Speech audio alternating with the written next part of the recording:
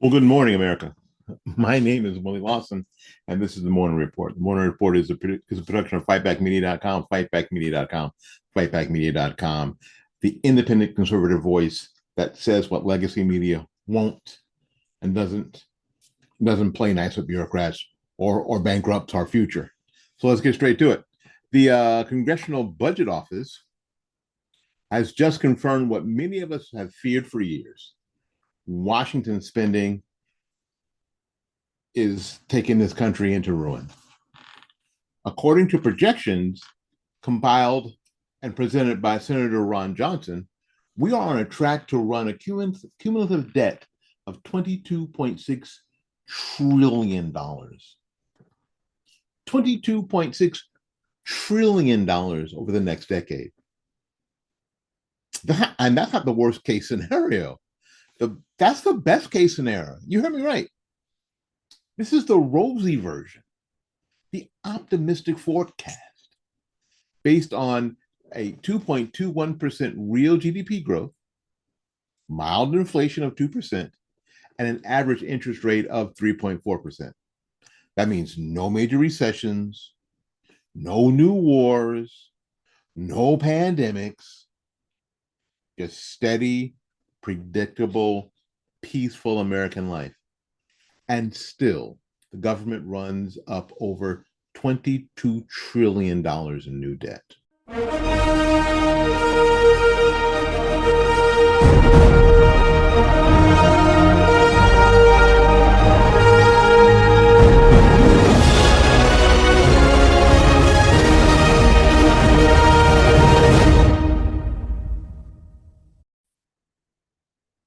Now, if that doesn't shake you, then I don't know what will.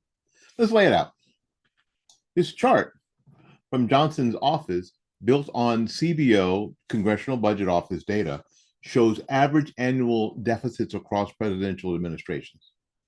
And now, while it reads like a historical timeline, what it really shows is this: fiscal sanity has been out of fashion in Washington for decades, and the crisis is only accelerating. As you can see, under George Bush, from 2001 to 2004, the average deficits were about $0.2 trillion or $200 billion. It looks small when you say 0.2. 0.2 trillion is still $200 billion. From 2005 to 2008, that ticked up to $0.3 trillion or another $100 billion. So we were at war, sure, but at least back then the deficits were still measured in billions, not trillions. Well, then came the 2008 crisis and the Barack Obama's first term. From 2009 to 2012, the average annual deficit soared from 1.27 trillion.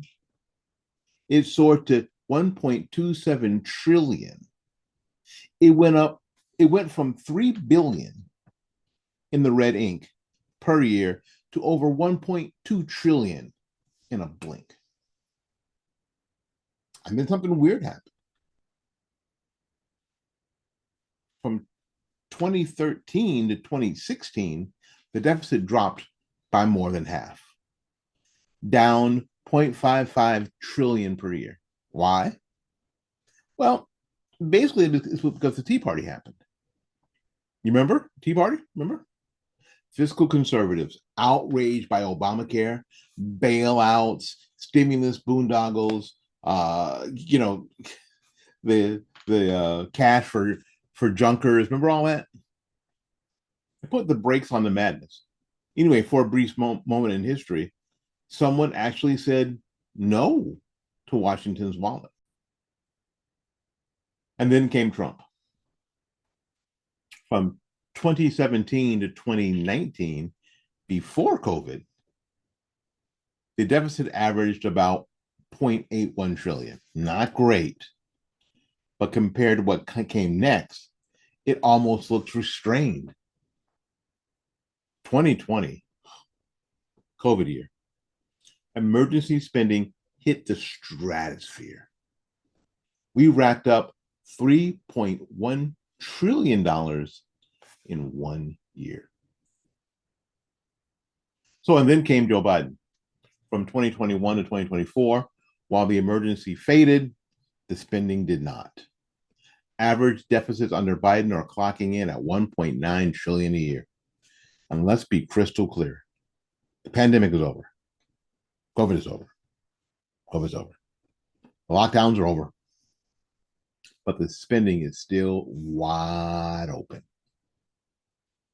And it's being normalized. So now let's look ahead.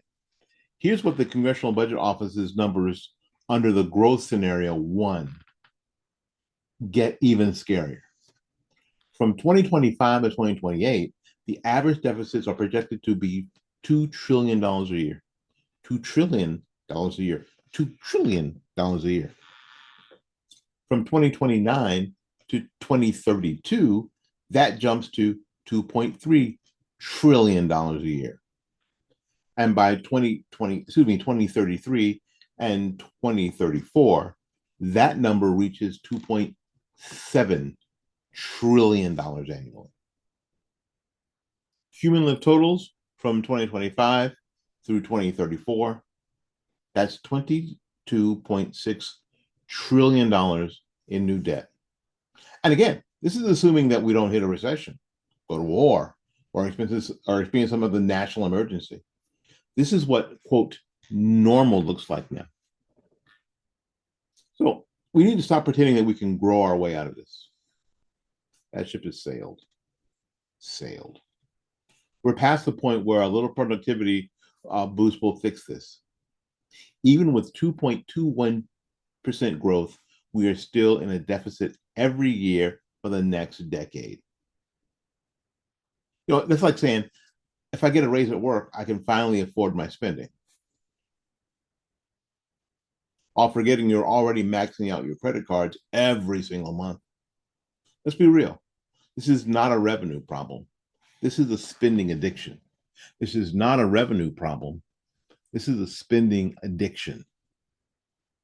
And like all addictions, the first step is to admitting that you have a problem.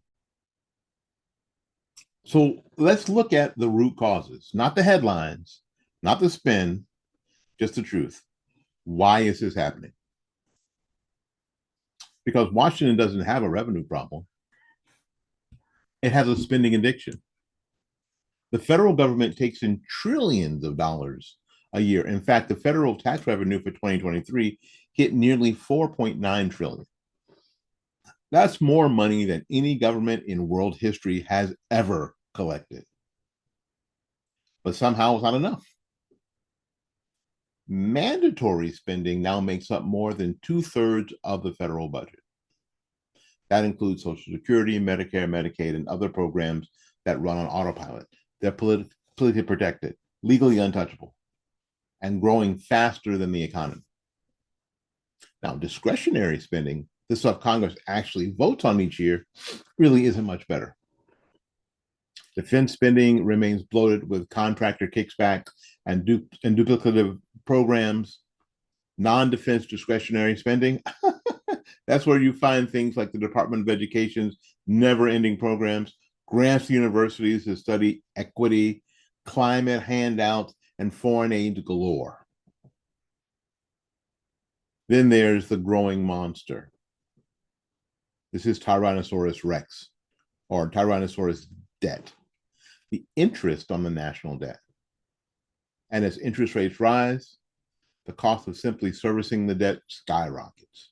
We're all already spending more on interest than our national defense. By 2030, interest payments could be the single largest line item in the federal budget. Think about that.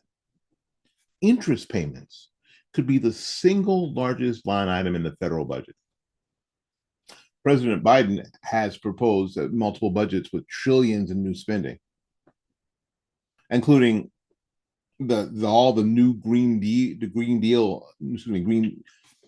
Deal initiatives, student loan forgiveness schemes, more IRS agents. Y'all remember the climate subsidies for electric vehicles, and most working Americans can't afford. This isn't sustainable. It's not even rational. It's political theater with $1 trillion price tag. And the worst part, we're normalizing. $1 trillion deficits are no longer shocking. They're just business as usual. But it does matter because debt isn't just a number. It's a claim on your future. It's a burden on your children.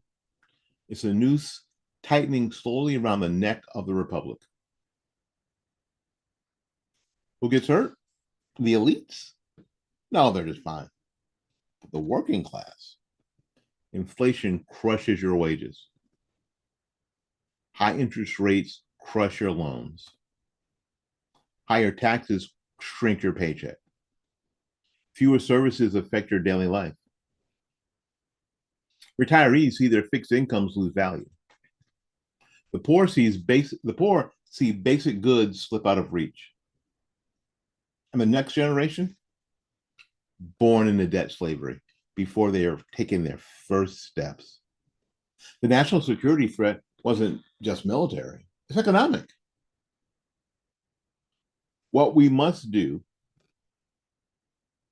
right now is that we need real solutions. We need to enforce budget caps.